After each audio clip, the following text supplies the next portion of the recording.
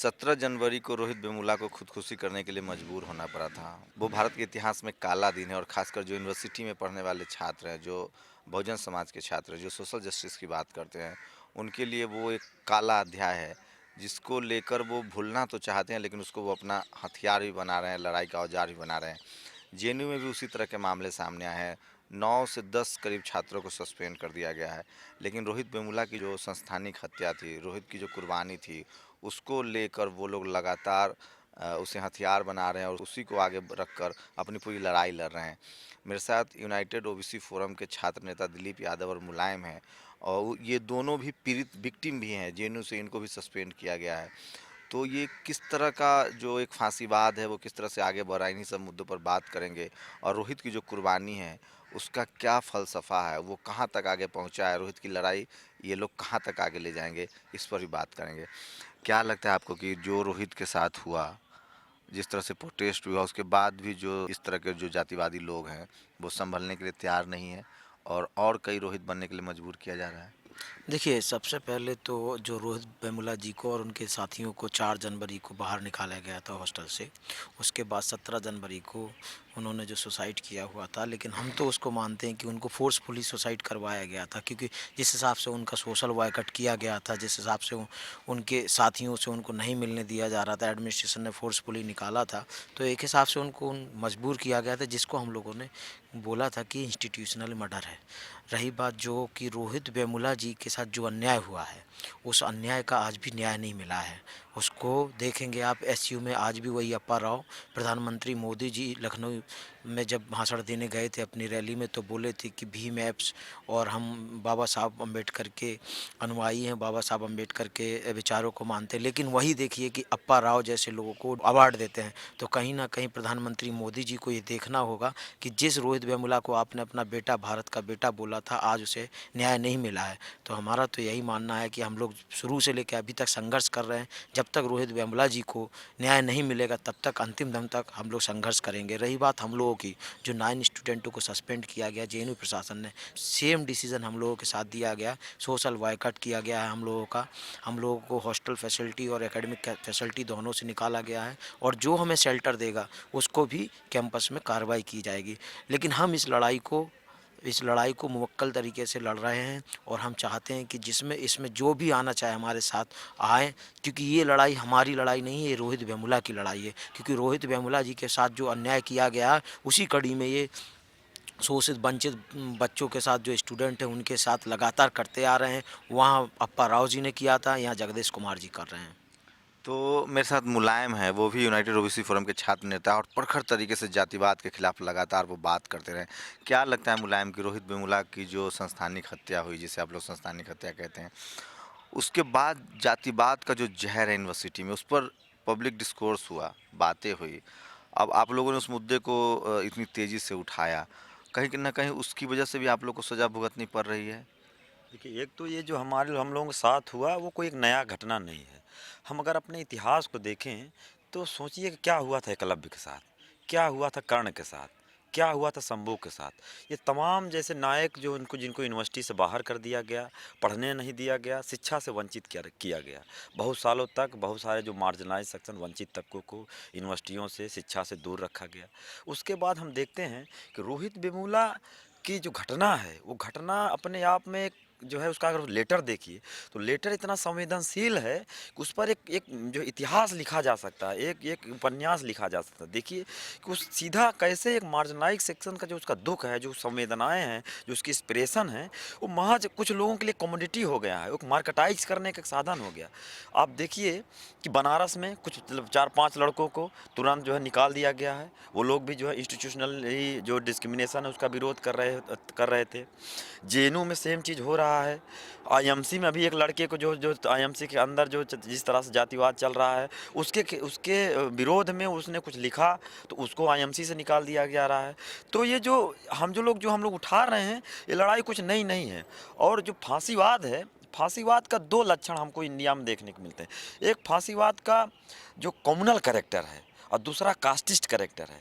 Communal character पर तो बड़े बड़े लोग जो है, बड़ी बड़ी डॉक्यूमेंट्री हैं, बड़े बड़े लोग बड़ी अच्छी अच्छी भाषण देते हैं जो बहुत ही हिंसक भी है, लेकिन उससे भी ज़्यादा कष्टदायक और पीड़ादायक है जो फांसीवाद का जो कास्टिस्ट कैरेक्टर है, जिसको तमाम इस देश का जो वंचित तबका है, बहुजन आबादी है, रोज़ अपने जीवन में ह्यूमिलिएशन झेलता है, रोज़ कास्ट के नाम पर जो है तमाम तमाम तरह का दंश झेलने को मिलता है। तो हम लोग उसी समाज से निकल कर आने वाले जो यूनिवर्सिटी के लोग हैं, यूनिवर्सिटियों में जब आते हैं, एक नया तरीके का मॉडर्न फॉर्म में जो है नए द्रोणाचार्यों के चेहरे हमको देखने को मिलते हैं। ऐसा लगता है बहुत सारे लोग को साजिशन इस यूनिवर्सिटी में या उच्च शिक्षण संस्थानों में आने नहीं दिया जा रहा था। जो लोग आ जा रहे हैं उनको कम नंबर दे करके, कम ग्रेड दे करके उनको ड्रॉप आउट किया जा रहा है, उनको बाहर किया जा रहा है। एक ऐसे ही जेएनयू में ही सीपॉट में भी हमारे जो है कई एक लड़की है, उसके साथ यही हुआ कि किसी को तो यह बोला जाता है कि तुम आ तो गई हो लेकिन यहाँ पीएचडी तुम पूरा नहीं कर पाओगी। ये इस तरह का एकदम कहते हैं खुलकर के स्टेटमेंट देने के पीछे जो साहस है, ये सीधा फ्यूडल ब्राह्मणिकल नोशन से आता है। और जब तक हमारा जो लड़ाई है इसी सोच पर अटैक है कि ये जो हायरार्की, जो ब्राह्मणिकल सोच है, जब तक इसका हत्या नहीं होगी, जब तक इसका खात्मा नहीं होगा, हमें लगता है कि ये जो उसी का रिफ्लेक्शन है। क्या लगता है कहीं ना कहीं जो बहुजन तबका है, जो कि अब भारी संख्या में कॉलेज यूनिवर्सिटी पहुंच रहा है, उसमें एक अंदर डर भी है, एक झिझक भी है। वो रोहित की तरह बहुत प्रखर तरीके से, मुलायम की तरह या दिलीप की तरह लड़ नहीं रहा है। शायद यही वजह है कि जो जातिवादी लोग हैं, जो जातिवाद का जहर फैला रहे हैं, वो कहीं ना कहीं हमेशा अपने षड्यंत्र में सफल हो पाते हैं। देखिए, जो हमारा वंचित तबका है उसकी पहली जनरेशन उच्च शिक्षण संस्थानों में आई है। और हम देखते हैं, अगर ओबीसी की बात करें, ओबीसी की तो रिजर्वेशन ही 2007 के बाद, अर्जुन सिंह के रिपोर्ट के बाद जो आई, तो अभी महज 2017 है, तो जो 10 साल मुश्किल से हो रहा है। 10 सालों में जो ओबीसी की एंट्री हुई है, इसके पहले जो दलित थे, वो उसकी पहली जनरेशन जो है इस यूनिवर्सिटी में आ रही है। तो जाहिर सी बात है, जो इतना इनसिक्योर हो और फिर करियर का भी इतना दबाव है, तो घर का पारिवारिक स्थिति इतनी इतनी ख़राब है कि जिसका जिसका पहला बेटा पढ़ने आया उसके लिए तो यही है ना कि किसी तरीके से कहीं नौकरी ले ले और अपने घर परिवार को चलाए। जिसके यहाँ नमक रोटी के लिए जो मुस्ताद है, वो कैसे मुखर होकर आवाज़ उठाए। और जो लोग ऐसे तबके के लोग अगर आवाज़ उठाएंगे तो जाहिर सी बात उनको यूनिवर्सिटी से बाहर कर दिया जाता है। उनके सर्वाइवल पर, उनकी ज़िंदगी पर खतरे मंडराने लगते हैं। इसलिए बहुत सारा लोग है जो खुल कर नहीं बोल पाता, लेकिन चाहता है उसके दर्द को, उसके उसके उसकी टीस को कहीं ना कहीं बाहर निकले। अब उसके माध्यम से देखिए, आप लोग हैं, सोशल मीडिया है, वहाँ ऐसा तो नहीं कि कहीं ज़्यादा अतिवाद तो नहीं है, कहीं ऐसा तो नहीं? आप सोचिए कि यूनिवर्सिटी में जो प्रोफेसर होते हैं, जो वाइस चांसलर होते हैं, बहुत पढ़े लिखे लोग होते हैं। क्या उनको नहीं पता है कि जो मैं कर रहा हूँ वो जातिवाद है, वो पनिशेबल ऑफेंस है, वो मानवीयता के खिलाफ है? देखिए, सब पर ये बात लागू नहीं होती है और सब लोग जातिवादी नहीं होते हैं। उसमें से कुछ ऐसे लोग होते हैं जो डिसीजन के माध्यम से, जैसे हम किसी को सीधा सीधा नहीं कह सकते कि जातिवाद है, लेकिन जब ऐसे लोग जो क्लासों में पढ़ाते हैं, अच्छी अच्छी बड़ी बड़ी बातें करते हैं, जब उनको डिसीजन मेकिंग बैठते हैं, एकेडमिक काउंसिल मीटिंग में बैठते हैं, जहां anti social justice policy introduce होती है, वहां वो खुल करके समर्थन करते हैं और यह कहते हैं कि वाइवा का नंबर रिड्यूस नहीं होना चाहिए, या 15 नंबर हम कैसे छोड़ दें, क्योंकि उसी में तो हमारा अधिकार है कि हम उसको अपने लड़कों को लेते हैं या जज करते हैं। तो ये जो जजमेंट है, उनका जजमेंट करने का जो राइट है, कहीं ना कहीं उनके पब्लिक लाइफ या जो बाहर की जो जीवन है उससे कंट्राडिक्ट करता है। मोटा मोटी आप बताएं तो यूनिवर्सिटीज़ में, चूंकि आप पीएचडी स्कॉलर हैं, कि कहाँ कहाँ जो महीन तरीके से जातिवाद होता है वो किस किस तरीके से होता है? देखिए, एक तो जो हमारा इंट्रेंस एग्ज़ाम होता है, इंट्रेंस एग्ज़ाम में हम देखते हैं कि जैसे कमेटियाँ 3-4 बनी हैं, रिटेन में तमाम जो मेहनत का लड़का है, कोई भी सेक्शन से हो, जो मेहनत अच्छा करता है वो रिटेन में अच्छा फॉर्म करता है। लेकिन जब वही लोग जो मेहनत करके इंटरव्यू में बैठता है, तो इंटरव्यू में उनको 2 नंबर, 1 नंबर, 3 नंबर, 2 नंबर देकर बाहर कर दिया जाता है। और इसके साथ साथ इसके पीछे भी यह साजिश है कि जो रिजर्वेशन है, ये जो रिजर्व कैटेगरी के जो लोग हैं कहीं अनरिजर्व में न चले जाएं, इस बात को ध्यान में रखते हुए जानबूझ करके उनको अच्छा टैलेंट को उनको बाहर किया जाता है, दबाया जाता है, जिससे कि अनरिजर्व न चले जाएं, जिससे कि जो अनरिजर्व की जो सीटें हैं तो वो जो है रिजर्व की सीटों के लोगों ना पा जाए। तो अपने आप में अनरिजर्व एक ओपन पुल है, वहीं से जो है चीज़ें शुरू होती हैं। तो जो जिसके पास टैलेंट होगा, जिसके पास मेरिट होगा, अनरिजर्व में जाएगा, बाकी जो कैटेगरी के लोग हैं वो कैटेगरी में सीटें भरी जाएंगी। तो इनका ये कोशिश रहती है कि इतना कम नंबर दो कि ये अपने कैटेगरी में ही सीमित रहें। अगर जब ओबीसी है तो ओबीसी 27% रहे, इससे एक भी स्टूडेंट ऊपर न जाए, ये इनकी साजिशन कोशिश रहती है। मतलब 15% के लिए 50% रिजर्वेशन? एकदम एग्जैक्टली। अभी जो ये अनरिजर्व है इसको जो है एक कैटेगरी की तरह ये लोग ट्रीट करते हैं कि ये अनरिजर्व को एक कैटेगरी बना दिए हैं कि अनरिजर्व एक कैटेगरी है जिसके अंदर रिजर्व कैटेगरी के लोग नहीं आ सकता। तो इनके अंदर बड़ी पीस होती है, बड़ी चिढ़ होती है जब कोई अनरिजर्व रिजर्व कैटेगरी के लोग रिजर्व कैटेगरी में क्वालिफाई कर जाए। तो एक तरफ ये मेरिट का लॉजिक देते हैं, जब यही स्टूडेंट अच्छा नंबर जो है रिटर्न में मेरिट से जब अनरिजर्व में जाते हैं तो इनको इनके पेट में दर्द होता है। तो देखिए ये हालत है जो इंटरव्यू के बहाने, वाइवा के बहाने। दिलीप, क्या लगता है आपको कि एक समाज के रूप में हम लोग कब तक जातिवाद से ग्रसित रहेंगे? और वो तमाम लोग जितने पढ़े लिखे होते हैं, क्या कहीं ये भी वजह है कि जो राजनीतिक लड़ाई होनी चाहिए थी बाबा साहब अम्बेडकर, कांसीराम के बाद, वो लड़ाई सी थम गई थी और शायद यही वजह है कि जातिवाद को लेकर बहस भी नहीं हो रही थी, चर्चा नहीं हो रही थी। रोहित वेमुला की जो हत्या हुई, खुदकुशी का जो मामला जिसको आप लोग संस्थानिक हत्या कहते हैं, उसके बाद बात होने लगी। तो क्या लगता है राजनीतिक रूप से प्रखर तरीके से इसका विरोध नहीं हो रहा है, इसी वजह से ये अंदर ही अंदर और बढ़ता जा रहा है? देखिए, आपने बहुत अच्छी बात पूछी है कि शंभू जी, दो कारण हैं इसके। एक कारण ये है कि जो आप बोल रहे हैं कि राजनीतिक रूप से इतना मुखर यूनिवर्सिटीज़ में क्यों नहीं हुआ, जो कि आज रोहित वेमुला के बाद यूनिवर्सिटीज़ में मुखर हुआ। जैसे अगर आप जो ग्राउंड की पॉलिटिक्स देखेंगे, जैसे यूपी बिहार वगैरह में, वहाँ पर रामविलास पासवान जी या लालू जी या यहाँ पर मायावती जी या मुलायम सिंह जी ने, इन लोगों ने 90 के बाद तो वहाँ पर अपना राजनीतिक रूप से तो मुखरता दिखाई है और वहाँ पर लोगों ने आगे आके काम किया। लेकिन जो यूनिवर्सिटीज़ की बात है, जो इंस्टीट्यूशन की बात है, उसमें ज़रूर रोहित वेमुला के बाद एक आपको क्रांति देखने को मिली, जो पहले साइलेंट क्रांति थी, लेकिन जब रोहित वेमुला जी का इंस्टीट्यूशनल मर्डर होता है तब हमारे लोगों को लगता है कि देखिए, एक इतना विद्वान लड़का जिसको फोर्सफुली ये लोग सुसाइड करवा सकते हैं, तो एक बात बताइए, एक एवरेज कैटेगरी का जो लड़का हमारा है, जो मेहनत कश है, उसको ये कैसे आगे बढ़ने देंगे? उसी का नतीजा है कि आज दिल्ली यूनिवर्सिटी में हो या जेएनयू में हो या हैदराबाद में हो या बीएचयू में हो या पटना यूनिवर्सिटी में हो, इलाहाबाद में, हर जगह लोग अपनी आवाज़ उठा रहे हैं। लेकिन उसके पीछे एक कारण है, जैसा कि अभी मुलायम ने भी मेंशन किया कि हम फर्स्ट जनरेशन पढ़ रहे हैं, हमारे पिताजी किसान हैं या हमारे पिताजी मिल में मजदूरी करते हैं, तो उनकी एक आशाएं है। ऐसा नहीं कि वो समाज को बढ़ाना नहीं चाहते, लेकिन उनकी पहली प्रायोरिटी ये रहती है कि हमारा बच्चा पढ़ जाए, पीएचडी करके नौकरी लग जाए और उस नौकरी से उसके घर परिवार का खर्चा चलने लगे। तो इस कहीं ना कहीं हमारे जिस वंचित तबका से जो स्टूडेंट या जेएनयू में हो या हैदराबाद में कहीं हो, तो उससे उसको एक मजबूरी पड़ जाती है। लेकिन उसको भी चीर रहा है, उसको चीरने के बाद सड़कों पर आता है। आप देखिएगा, आप ये नहीं कह सकते कि 1000 स्टूडेंट दलित ओबीसी से आते तो हज़ारों नेता बन जाएंगे, लेकिन उनमें से 10 निकलेंगे नेता, बाकी जो 990 लड़के होंगे वो आपके पीछे चलेंगे। तो किस तरह का खतरा होता है जो आप खुद यूनाइटेड ओबीसी फोरम चलाते हैं, जेएनयू में हैं? जेएनयू तो फिर भी बहुत लिबरल माना जाता है। किस तरह का दबाव बनाया जाता है, किस तरह का खतरा महसूस कराया जाता है कि आप किसी तरह की बराबरी की बात करेंगे, किसी तरह के डेमोक्रेटिक राइट की बात करेंगे, तो किस तरह का खतरा जो जातिवाद के नाम पे दिखाया जाता है? देखिए, जो अपर कास्ट हेजुमनी है वो आज से तो नहीं है।